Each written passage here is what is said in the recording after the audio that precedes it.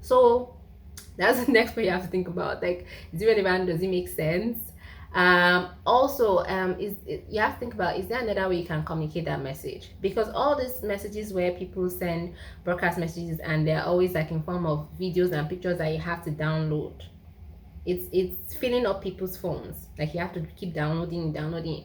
Thankfully now you can send Instagram pictures and messages or tweets like in ways that you don't have to download it. So you just click or Facebook, and then you just see the link and you can watch the video, and that's fine. But where you send things that people have to download is another issue. You're filling up people's phone, and you might be bringing spam or viruses to people's phone, which is something else you have to be aware of. So is there another way you can send the messages, and are you aware that you can be filling up a person's phone with spam or virus, infecting people's phones? I've had my phone infected before. Till tomorrow, I don't know how that happened, and I barely click on weird sites. I don't, literally. So it was very annoying to me because I had to reset my phone to factory mode and lose a lot of things. So yes, please think about it. Also, some people just like to send jokes. Honestly, not many people are laughing at those jokes. Like, if you see it, sometimes you send a message with joke, and then the joke was 5 minutes long, and the person you sent it to has already written LOL within 1 minute. They did not watch your joke. Oh. They didn't watch your joke at all. Like, let me just tell you now, in case you did not get the message. So limit those jokes in WhatsApp groups. Maybe personal messages, one-on-one, you can send it to your friends that like such jokes. But in WhatsApp groups, you are just sending jokes. And even some of the jokes some people cannot relate. Maybe you sent a joke in Igbo language and half of the group, they speak Yoruba. Why are you sending the joke? So I'll try to cut it down. All those jokes. Same with memes and all those messages that you wake up in the morning, you send a song of a picture, supposed picture of Jesus. There are always pictures. So, good morning, Jesus. Have you considered that some people in that group might not be Christians?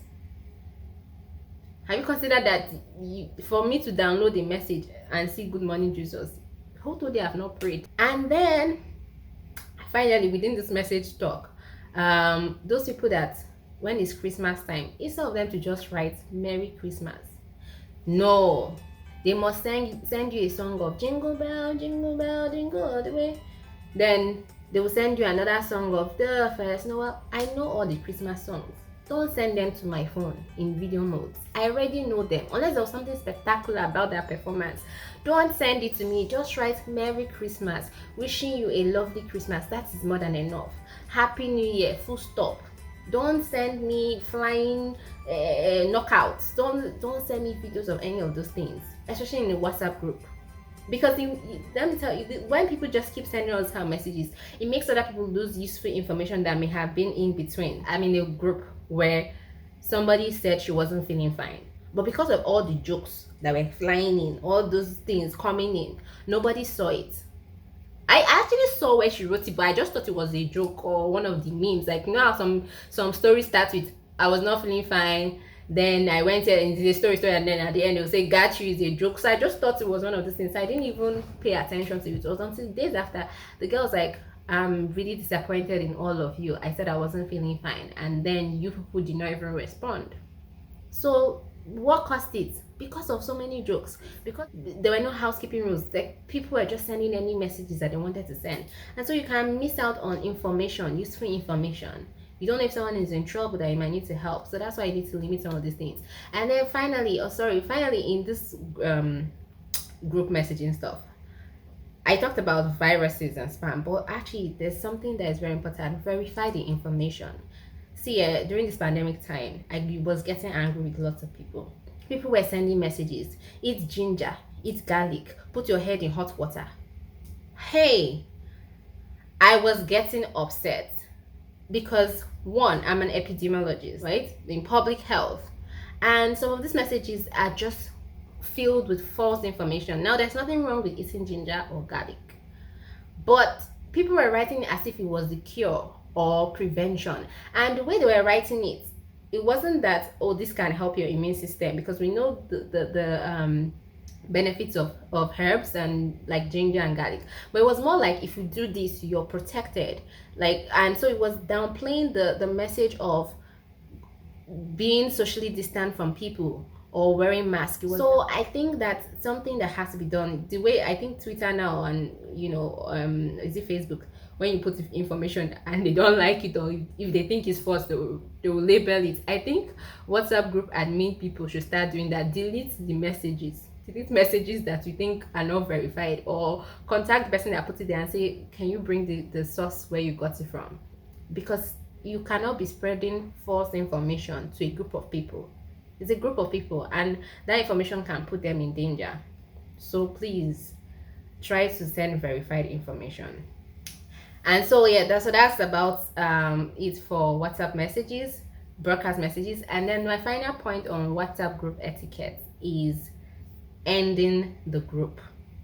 Now, some groups definitely would not come to an end, things like family groups, maybe old boys, old girls association groups. But some other groups like work groups, if it was a prayer group, maybe you had a particular prayer period that you created that group for. If it was a travel group and the travel has ended, then you really should consider ending the group. So for me, I've created WhatsApp groups in the past, but I've always ended them afterwards. For example, like when I travel and I know I have to meet a number of people, I might create a WhatsApp group, put all the people there so that I can coordinate with them. But the moment I come back home, I'm like, oh, I came home, I reached home, thanks everyone. Boom, the next day, I close the group. And that's what people should do. Like, close the group if the purpose of that group has ended. Another example is how a lot of brides to be, they open WhatsApp group, right? Because you need to coordinate amongst your bridesmaids. You can't be sending pictures of shoes individually. But then I noticed that sometimes once the wedding is over, they don't close this group, they just leave them there. I was in one group one time, and some of us were now communicating privately. We were like, would it be weird if we leave the group? Like, how is it bad if we just left the group? Like, we're uncomfortable. We don't want to be there, but we don't want to seem like the bad people leaving the group. So please, you that created the group, if you know that the purpose of the group has ended, just close it.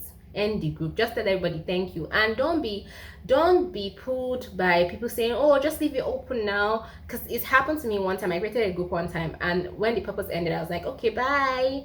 And the next thing, someone's like, oh, no, just leave it open, let's just communicate, we formed a new bond.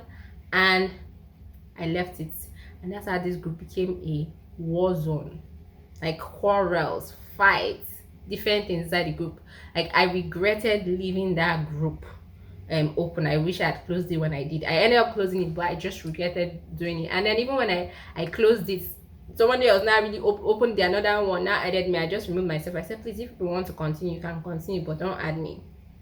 So that's the thing, just close the group if you finish the purpose. Because I now felt like the initial purpose I had even opened the group for was defeated by all the fights and the war zones. So that wasn't good at all. So I hope you guys have learned from this. To recap, if I can remember everything: WhatsApp group etiquette.